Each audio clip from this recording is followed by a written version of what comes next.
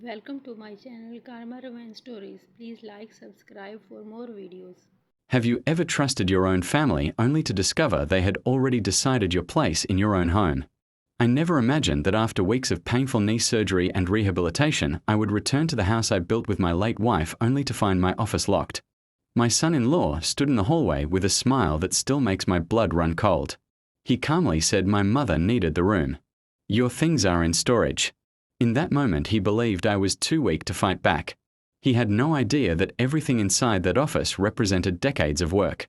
More importantly, he had no idea whose name was on every document that mattered. What happened over the next few days changed our family forever. Stay until the end because the final conversation left everyone speechless. I spent 40 years building my business one client at a time.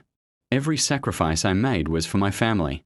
My late wife and I dreamed that one day our daughter and future grandchildren would never have to struggle the way we did. After she passed away, I found comfort in my work and in the small office inside our home. It was where I handled investments, family records, and personal journals. When knee surgery forced me to stay with my sister during recovery, I believed my home would be safe. The surgery was difficult but successful. The doctors told me recovery would take several weeks. During that time, my daughter called often. She sounded tired but hopeful. My son-in-law rarely spoke to me. He always claimed he was busy helping around the house. I appreciated what I thought was kindness. The day I returned home, everything felt different. My favorite chair was gone. Family photographs had been moved. Then I reached my office door. A brand new lock stared back at me. I asked where my keys were. My son-in-law smiled and said we made a few changes while you were gone. My mother needed a quiet place to stay. Your office was the only option. We packed your things into storage. For a moment, I could not speak. I asked who gave permission. He shrugged and said someone had to make decisions while you were away. My daughter looked uncomfortable but remained silent. I slowly walked outside and sat on the porch. The pain in my knee was nothing compared to what I felt inside. That office was not just another room. It contained business agreements, property records, and memories of my late wife. They had treated it like an empty closet. Instead of arguing, I thanked them for explaining everything. That surprised everyone. The next morning, I called my attorney. He reminded me that the house was still entirely in my name.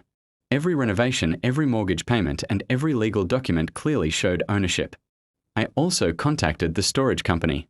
My belongings had been placed there without my written authorization. The manager immediately agreed to return everything after confirming my identity.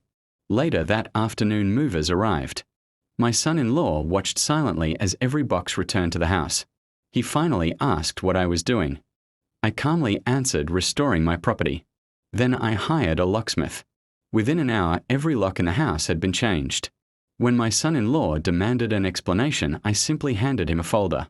Inside were copies of the property deed, insurance documents, and legal ownership records. He stared at them without saying a word. His confidence disappeared. His mother walked into the hallway asking what was happening.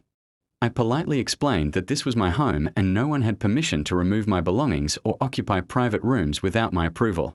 She looked embarrassed. My daughter finally admitted she never wanted my office touched but felt pressured to avoid conflict. That hurt more than anything else.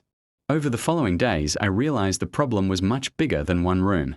Small financial decisions had been made without consulting me. Furniture had been replaced. Household expenses had quietly increased. Boundaries had disappeared. I decided it was time to protect my future. I met with financial advisors and updated every important document. Access to bank accounts was changed. Property records were reviewed.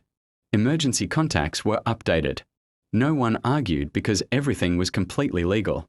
One evening, my son-in-law apologized. He admitted he assumed the house would eventually become his anyway. He believed making changes early would save time. I looked directly at him and quietly said respect cannot be inherited. It must be earned. The room became silent. Over the next several months, trust slowly returned. My daughter accepted responsibility for remaining silent. Her husband learned that confidence without respect becomes arrogance. His mother found another place to live. My office was restored exactly as my late wife and I had designed it. Sometimes it is calmly reminding people that kindness should never be mistaken for weakness. The greatest lesson was never about a locked office. It was about respect. A home is built with sacrifice, not entitlement. The moment people forget that they risk losing everything they hope to gain. I kept my home because I protected what my wife and I spent a lifetime building. Never allow anyone to convince you that your kindness means surrender.